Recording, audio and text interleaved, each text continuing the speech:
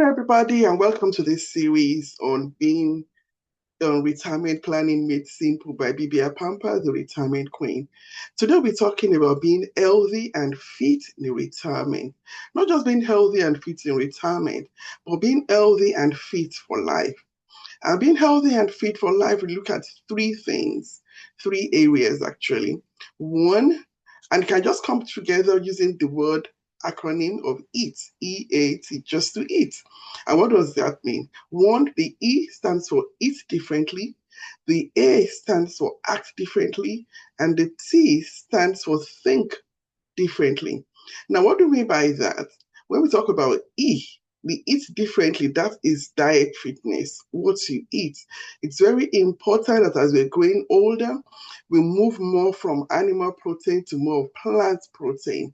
What we do is to make sure that we take a lot of water, about 1.5 liters to 2 liters of water on a daily basis. It's important to always stay hydrated, especially when you're thinking of what you're going to do your day in retirement.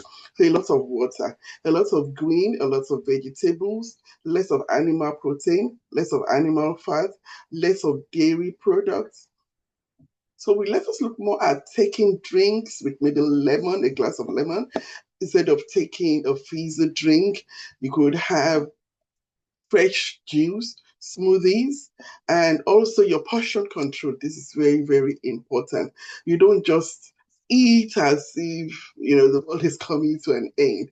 You eat in portions, a small portion. You better to just eat a small portion that would fill you up. And as you grow older, you find out that you really cannot eat that much as before. But the good thing is that you need to be conscious and be intentional in your choice of food and when you eat. Try as much as possible to have what we call a carb coffee, which means like maybe from about 6 p.m. or 7 p.m. you don't take anything that has to do with carbs. Sleeping is very important. Make sure you get at least about 5 to 6 hours of sleep every day. This would really help your health, and that is where the eat comes in. Now, the A is to act differently. Acting differently is body fitness. What kind of exercise can you do that will keep your body and mind together even as you're growing older so that you stay stronger, your body stays fit? The first thing I always recommend is walking. Walking is the cheapest, is the easiest, and most relaxing form of exercise you can do. And the good thing about it is you don't need to walk for 30 minutes at a stretch. It's good if you can do that, and if you can put in about 10,000 steps, which is recommended, but at least have a minimum of 3,000 steps daily. 3,000 steps daily, which is just about 30 minutes. Why do I recommend this? It's because your leg is so important in your body framework. Your leg is carrying the entire weight of your body. So if your leg gets weak, your body gets weak. Which is why as you're going into retirement or you're thinking about retirement, please and please, it's important that you exercise, which means you walk at least 30 minutes. It could be in short spans of maybe 10 minutes, but make sure that you walk for at least 30 minutes on a daily basis. This will strengthen your legs. Excuse me. This will make sure that your legs are strong and you're able to continue. What else can you do? What other form of exercise can you do in retirement? Well, you can go swimming if you love the water and you're able to swim. That is a perfect one as well. Another thing you could do is to ride bicycle. If you love it, you can go hiking, more climbing. You can do a lot of things. You actually go to the gym. There are lots of chair exercises you can do if maybe you have challenges with maybe a knee or something. And then, as I said, there's so many things. You can actually register in the gym.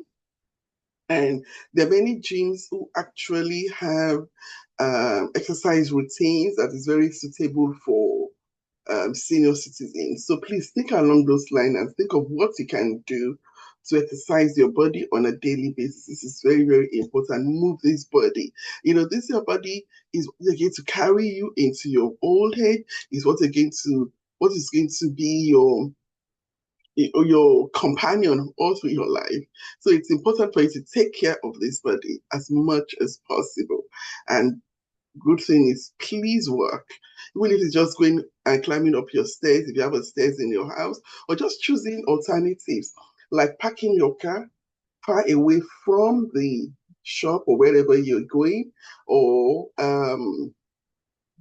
just make sure you're able to put in, the 30 minutes of walking on a daily basis. Another thing you can think about doing, apart from exercise, the third part of it is that of you to think differently. Thinking differently is lifestyle fitness. And what do I mean by lifestyle fitness? Try as much as possible to avoid noise pollution. You don't want to lose your air or do anything that could be harmful for you. If you go to work regularly or you go to a place regularly, be a place of worship, then you need to like not live too far from that place so that your commuting time is reduced. Another thing you can think about as well when it comes to lifestyle fitness is just being intentional in making choices of where I go, who I relate with. If you know people who like have a negative behavior, you might decide to not relate too much with them, especially if they if your relationship with them is toxic or negative, then please avoid such people. Anything that could increase your stress level, that you could make you not feel very good, not feel healthy, not feel happy, avoid those people. Another thing you can do when we're talking about lifestyle changes, lifestyle fitness, is also to have a gratitude journal. A gratitude journal helps because when you when you um when you think more positively, it's going to be depressed. If you wake up in the morning and you write down what you're grateful for, three things you're grateful for your family, three things you're grateful for in your career, three things you're grateful for in your life, just make it an habit to write what you're grateful for. When you and so whenever you're feeling low, you just go to your gratitude journal and read through it. And it has a it kind of boosts your emotions, it boosts it boosts you, and you actually feel, yeah, I have more positive going for me than negative. So that's why it's important that we are intentional when we are thinking about our retirement. And that is why what's all this series about, this Retirement Made Simple series. It was to continue in this series of Retirement Made Simple. It's just to break it down step by step, little by little, to be sure that when we're talking about retirement, it's not something that we're feeling sad thinking about, but it's something we are looking forward to because it's actually our golden years. It's a year we can, think about all the things we have in our bucket list and try to achieve them. So it's something to look forward to, and that's why I'm so excited to keep presenting to you on this podcast on retirement made simple. Thank you very much. Please remember to like, to subscribe, and share this video and this channel. I'm yours truly, Bibi Apampa, the retirement queen. Thank you.